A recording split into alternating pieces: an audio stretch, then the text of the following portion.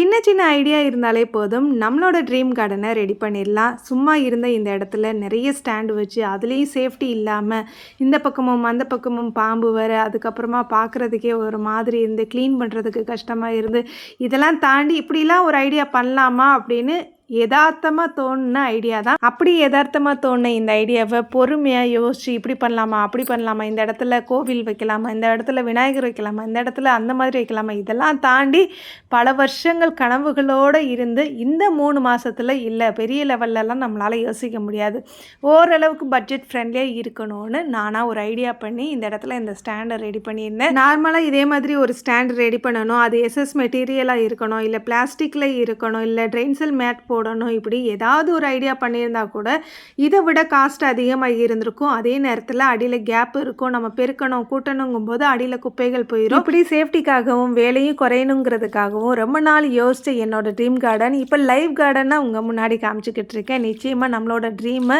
செயல்படுத்தும் போது தான் அது மற்றவங்களுக்கும் தெரியும் இல்லையா. நம்ம துளசி மாடத்துக்கு முன்னாடி புத்தர் வைங்க கிருஷ்ணர் வைங்கன்னு சொல்லியிருந்தீங்க, நானுமே அவங்கள தான் எக்ஸ்பெக்ட் பண்ணேன். ஆனால் எக்ஸ்பெக்ட் பண்ணாத வேற ஒருத்தவங்க இந்த இடத்துல வராங்க. ஃபியூச்சர் வீடியோவில் பார்க்கலாம்.